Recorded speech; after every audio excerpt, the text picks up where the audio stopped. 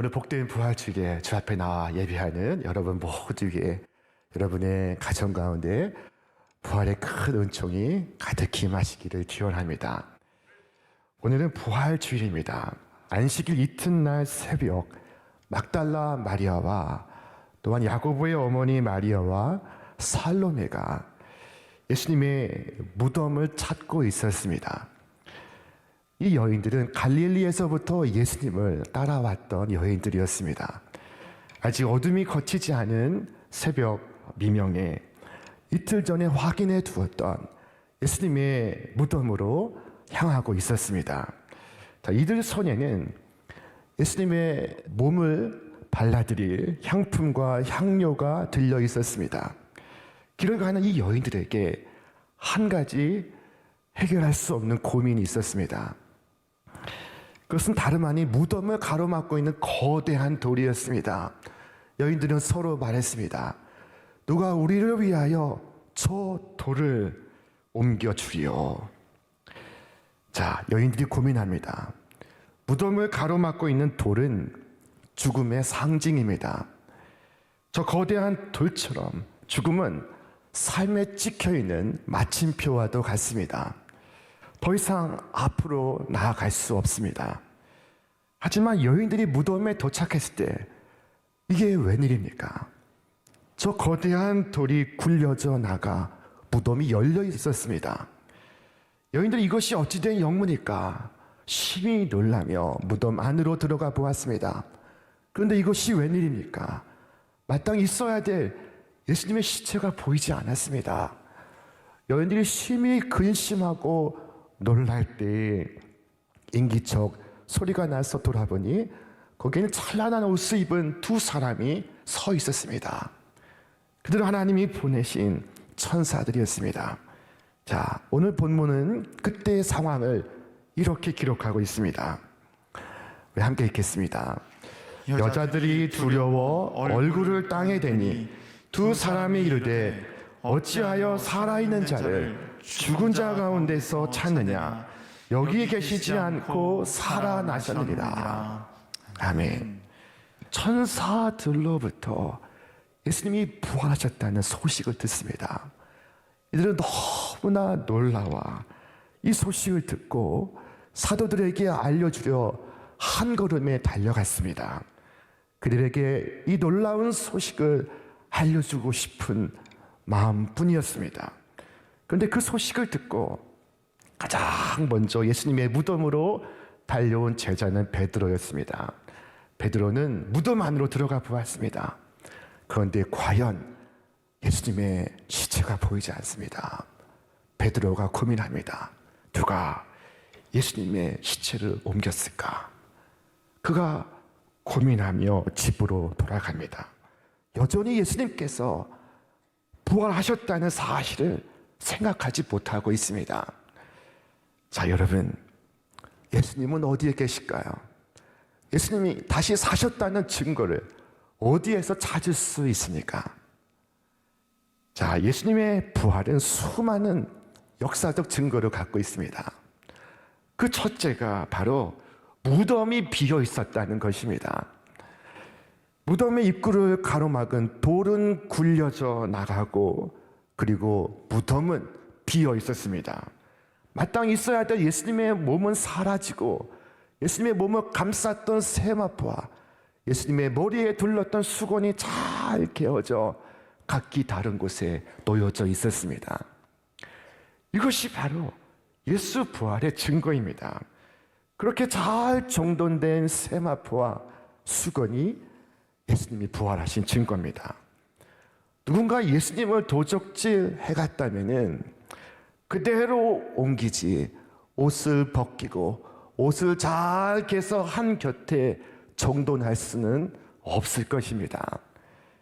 게다가 수많은 사람들이 부활하신 예수님을 만나고 있었습니다. 부활하신 예수님은 먼저 막달라 마리아에게 나타나시고 엠마오로 가던 두 제자에게 나타나십니다. 도마를 제외한 사도들에게 나타나시고 이후 도마를 포함한 사도들에게 나타나십니다. 디베랴 바닷가에서 고기를 잡던 7명의 제자들에게도 나타나십니다.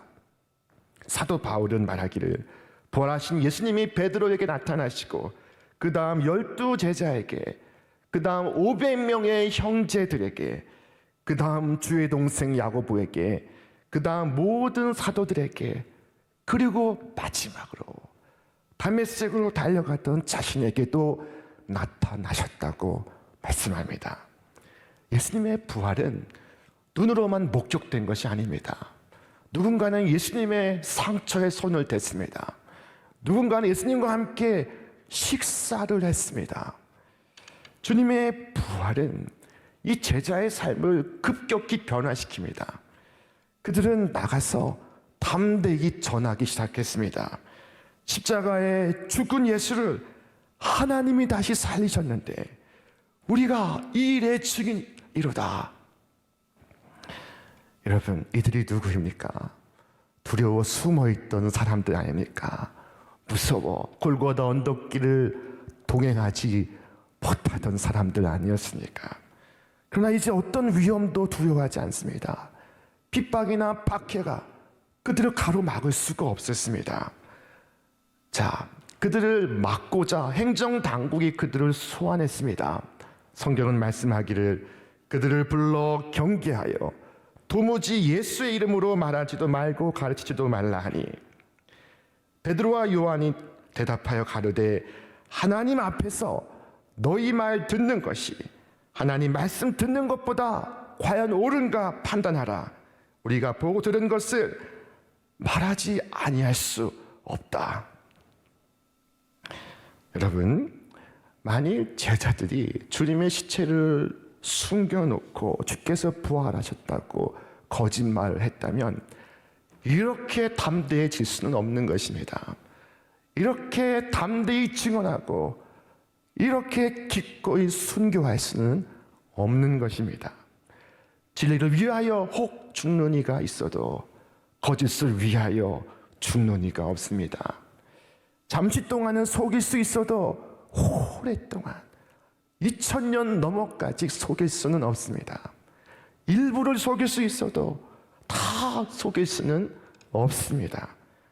이처럼 수많은 증거들과 이처럼 순교를 불사한 증언들이 예수님의 부활을 강력히 증언하고 있습니다. 자, 오늘도 이 땅의 교회는 매 주일을 주님의 날로 지키며 주님의 부활을 기념하고 있습니다. 교회는 주님의 부활 없이는 성립될 수가 없습니다. 주님의 부활로 인하여 교회가 태동하고 교회가 성장하고 교회가 부흥해 왔습니다. 주님의 부활은 여전히 진행형입니다. 천사는 예수님의 무덤가에서 머뭇거리는 여인들을 향하여 한 가지 중요한 말씀을 합니다. 어찌하여 산자를 죽은 자 가운데서 찾느냐? 여러분, 살아있는 분을 무덤 속에서 찾는 것은 옳지 않습니다. 어찌하여 산자를 죽은 자 가운데서 찾느냐 하신 말씀은 왜 죽은 예수를 찾느냐? 산 예수를 만나라 하시는 것입니다. 왜 우리의 믿음이 연약합니까? 그것은 죽은 예수를 만나기 때문입니다. 살아계신 주님을 만나지 않는다면 우리가 살아계신 주님을 예배하는 것이 아니라 지금 죽어있는 예수를 제사를 지내는 것입니다. 여러분, 주님은 살아나셨습니다. 살아계신 주님이 지금 어디에 계십니까? 자, 주님은 어느 곳에 계십니까? 많은 사람들이 주님을 찾고 있으나 그러나 무덤 속을 찾으며 헛되이 찾고 있습니다. 여러분, 사람을 찾을 때는 서울에 있는 사람을 부산 가서 찾을 수가 없습니다. 저 서울에 있어야 될 사람을 LA에서 찾아 헤맬 수는 없는 것입니다. 그 사람이 없는 곳에서는 절대로 찾을 수 없습니다. 그와 마찬가지로 그리스도가 발견될 수 없는 장소가 있습니다. 그런 곳이 어떤 곳입니까? 자, 첫 번째로 많은 사람들이 찾는 것이 무수한 신들의 세계입니다. 미신 속에서 주님을 찾습니다. 수많은 미신들 가운데 부활하신 주님을 찾습니다. 사도 바울이 한 번은 그리스의 아덴을 방문했다가 수많은 신들을 목격했습니다. 우리 말씀 같이 읽겠습니다. 바울이 아레오바고 가운데 서서 말하되 아덴 사람들아 너희를 보니 범사에 종교심이 많도다. 내가 두루 다니며 너희가 위하는 것들을 보다가 알지 못하는 신에게라고 새긴 단도 보았으니 그런즉 너희가 알지 못하고 위하는 그것을 내가 너희에게 알게 하리라. 여러분, 아테네의 수많은 신들 가운데 부활의 주님이 계실까요? 그렇지 않습니다. 수많은 신들의 무덤 속에 살아계신 그리스도가 거하시지 않습니다. 그곳에 구원이 없습니다. 어떤 사람들은 도덕에서 찾습니다. 예수님 당시에 바리새인들은 이 도덕과 율법을 강조했습니다.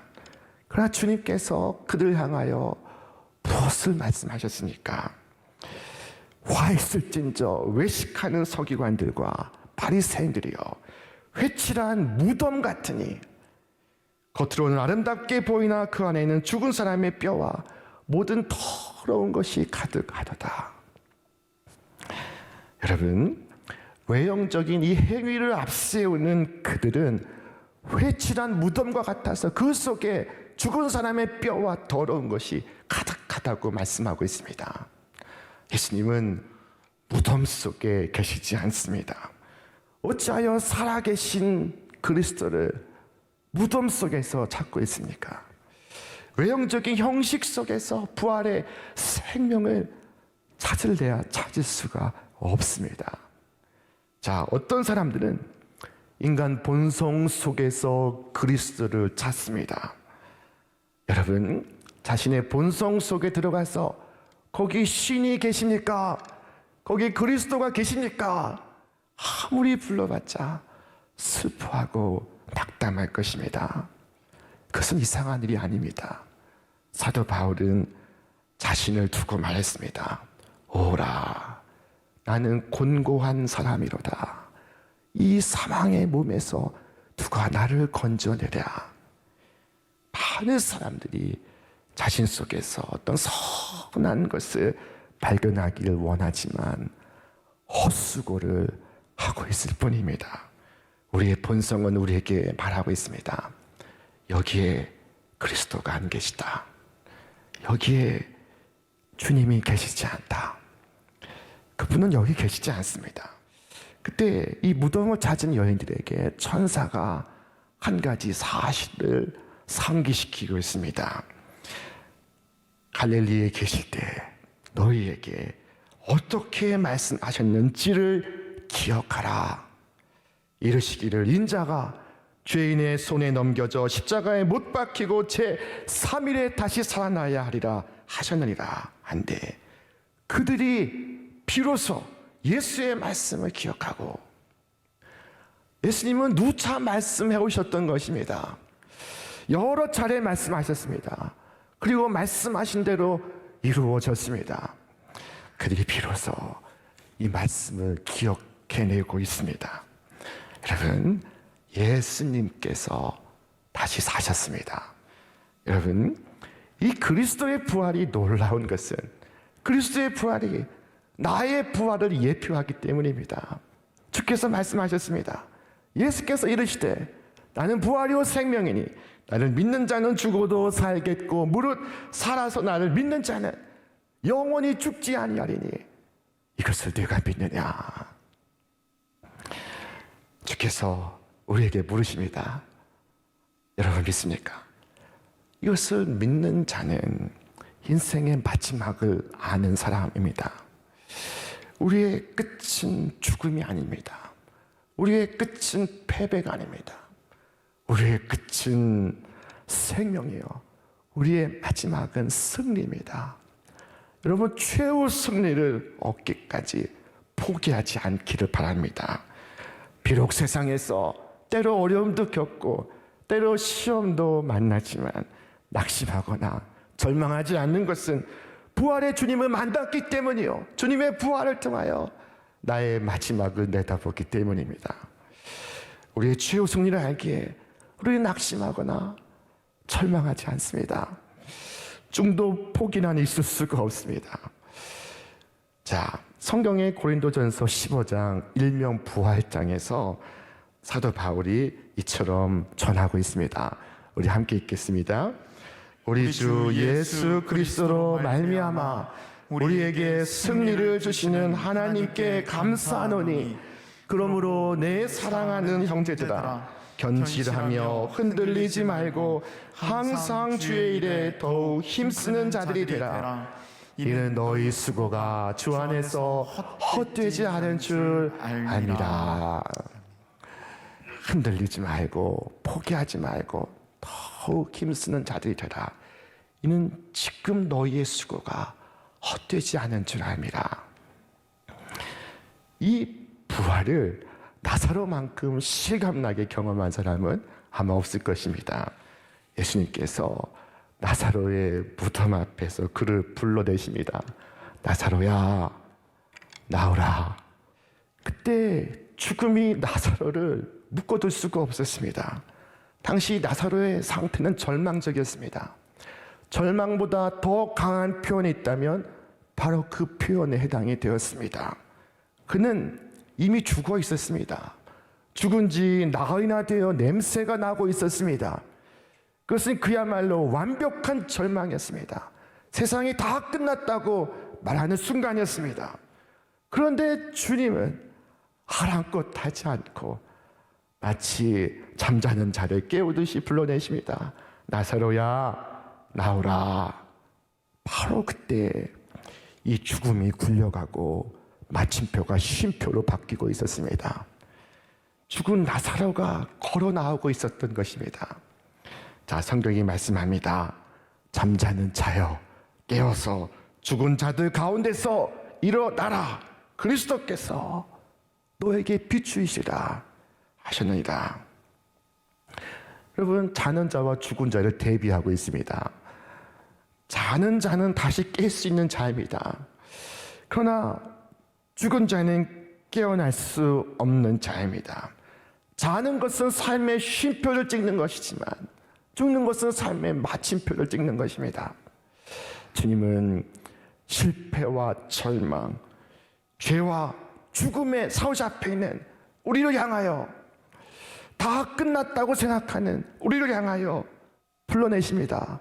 나사로야, 나오라. 잠자는 자야, 깨어라. 여러분, 예수님의 부활을 나의 부활로 믿고 살아가시기를 바랍니다. 결코 눈앞의 절망의 마침표를 찍지 마십시오. 절망의 마침표를 소망의, 희망의 쉼표로 바꾸시기 바랍니다. 4년마다 한 번씩 열리는 올림픽이 있습니다. 올림픽 후에는 장애인들의 패럴림픽이 이어서 열립니다. 어느 도시 이 패럴림픽 광고판에 이런 광고가 큼지막하게 붙었습니다. 여러분, 이것을 어떻게 읽으십니까? 철자는 똑같은데 impossible이 impossible이 되기도 합니다. 뜻이 정반대입니다. 불가능과 가능이 저 한 단어 속에 있습니다.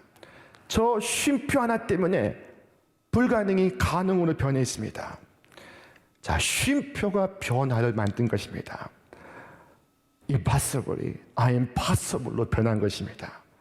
사람들은 죽음에 대하여 마침표를 찍는데 주님은 죽음에 대하여 쉼표를 찍습니다. 죽음의 돌을 굴려내십니다. 자, 우리 거대한 돌을 사이에 두고 돌 너머에 있는 주님을 염려합니다. 그러나 실상은 거대한 돌에 막혀있는 사람은, 그곳에서 신음하는 사람은 주님이 아니시라 우리 자신입니다. 부활의 주님은 죄와 슬픔과 절망에 잡혀있는 우리를 위하여 돌을 굴려내시고 우리를 불러내십니다. 우리를 풀어내십니다. 그래서 마침표를 쉼표로 바꾸십니다. 그러므로 우리의 끝은 절망이 아닙니다. 우리의 끝은 구원이요, 우리의 마지막은 생명이요, 우리의 결국은 승리입니다. 여러분, 이 부활의 주님을 내 마음에 모시고 부활의 삶을 살아가시기를 바랍니다. 이 땅에서 영원까지 이 부활의 삶을 살아가시기를 바랍니다. 무덤이 여러분을 가두지 못하게 하십시오. 이미 무덤은 파멸했고 사망은 그의 쏘는 것을 잃어버렸습니다. 사도 바울은 외치기를, 사망아 네가 쏘는 것이 어디 있느냐 라고 말했습니다. 이 주님의 부활은 우리 믿는 성도들에게 큰 기쁨의 소식입니다. 성도들이 용기를 내었습니다. 예수님을 모른다, 요종 앞에서 3번이나 부인하고 맹세하던 베드로, 다 뿔뿔이 도망갔던 이 사도들이 이제는 말합니다. 베드로와 사도들이 대답하여 이르되, 사랑보다 하나님께 순종하는 것이 마땅하니라. 너희가 나무에 달아 죽인 예수를 우리 조상의 하나님이 살리시고 그를 오른손으로 높이사 임금과 구주로 삼으셨느니라.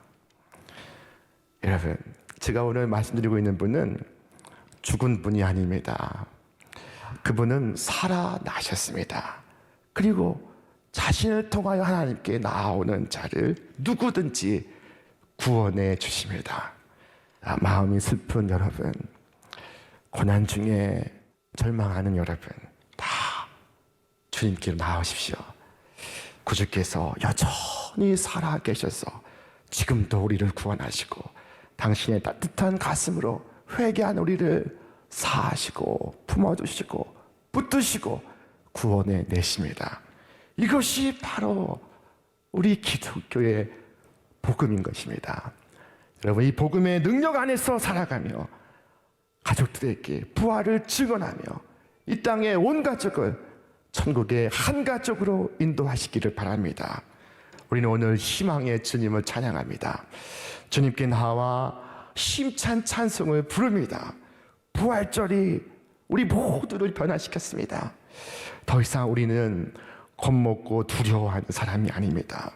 절망하는 사람이 아닙니다. 주님께서 살아계시기에 나는 죽음에도 직면하고 삶에도 직면할 수 있는 용기를 갖습니다. 더 이상 우리는 외롭지 않습니다. 주님께서 살아계시기에 주님 안에서 나는 나를 용납하고 나는 다른 사람에게 다정하게 손을 뻗을 수 있습니다.